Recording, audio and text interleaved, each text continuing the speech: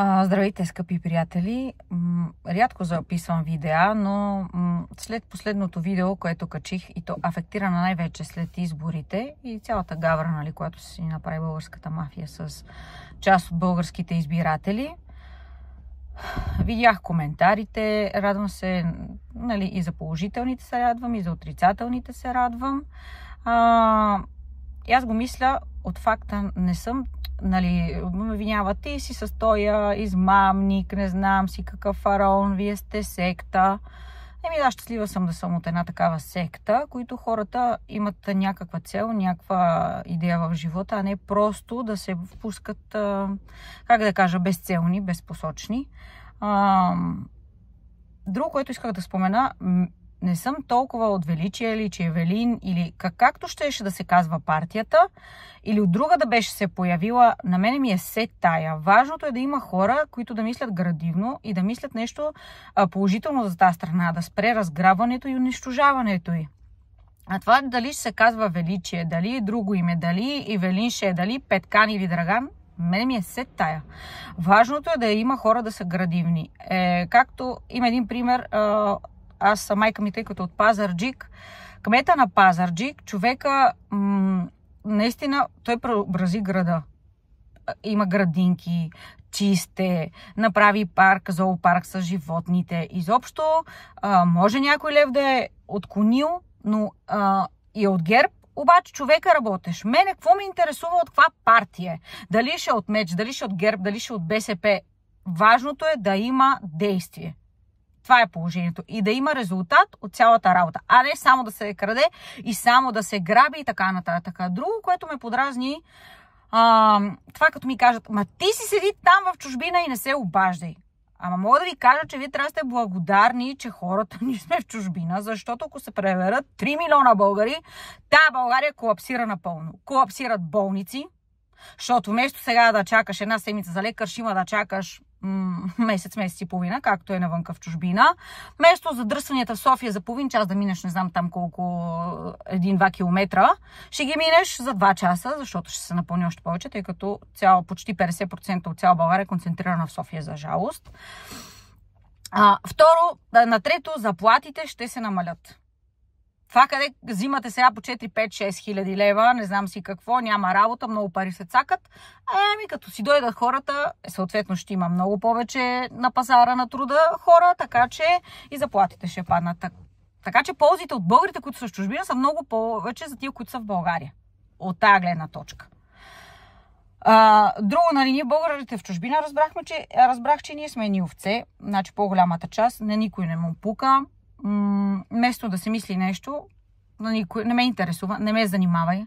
Като една моя приятелка в България, тя ми казва, ма ние тук си живееме добре, моловете са пълни, последни коли, модели, нови, ходиме си на почивки, хладилниците са ни пълни, ние не чакаме за лекар, има на нас си е хубаво, вика, на вас като не ви е хубаво, това ми го казва, нали, една от най-добрите ми приятелки, вика, вие имате проблем с това, ние нямаме проблем в България. Което за мен е, не знам, това ти да си с дупките, без тротуари, без осветление, да те страх някое куче да не те ухапе по тъмниците и това да казваш, че е нормално и че ти е окей, и че вървиш в месеца един път на хепи да ядеш или се покажеш някъде, голяма работа. Нямам думи просто, нямам думи. Толкова съм, как да кажа, разочарована. Но в крайна сметка хората, които сме за величие, ние ще продължаваме, ще се опитаме да, дай Боже, повече хора да се присъединят. Това е кауза, това е нещо да се подобри тази България. Разбирате ли, не може постоянно да се краде, то ние копаеме дъното. И че аз съм от София, всеки път, като се пребера, всеки път тази София виждам още по-отвратителна. Нямам думи просто, нямам думи, така деградация навсякъде, че майко мила и Лъвов мост прилича на, не знам, някакъв от Пакистан квартал. Направо ме беше страх да премина през Лъвов мост. А Централна гара да не говоря. Като минах да си хвана влак, просто за... Нямам думи. Страшна работа. Просто е по-цялаква критика всичко. Не знам. И хората не им пука и никой не си подава жалби. Вместо викам, за какво да се оплаквам? Ма как за какво да се оплакваш? Значи хващаш и се оплакваш. Един човек. Всеки ден, ако се оплакват по 1000 човека, че общината не си я върши работа, ще почнат да си я вършат, няма на къде.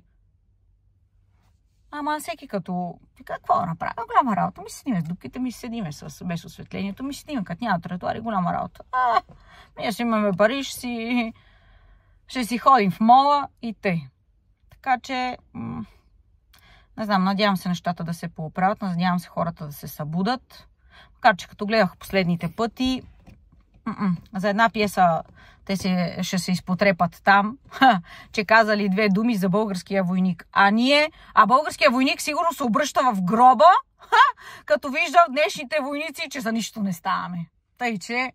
обаче иначе там ще срутат театъра, не знам си какво. Майко мила. Защо не искам и да ги коментирам, чак ми е смешно, не знам, смешно, трагично, комично, някакво такова. Просто така реших да си излея мислите преди да вляза да работя.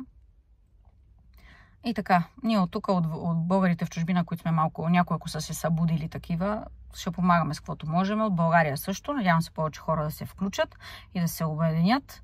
Не знам.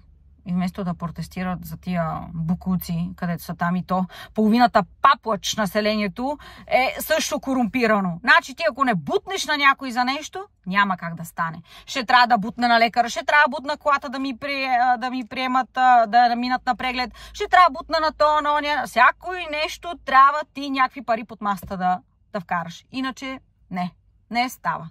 Това трябва да приключи един път за винаги. Всеки, който какво си е на работата, просто трябва да си вършиш работата. Това е положението. А не на полицая, като си минал с превишена скорост, плащаш си глобата и така нататък. Като си пил, си познасяш последствията, бе. Не може всеки да си прави какво си иска. Аз си пия, си карам с колко си искам, знам, ще му бутна 100 лева, той си затваря очите и край.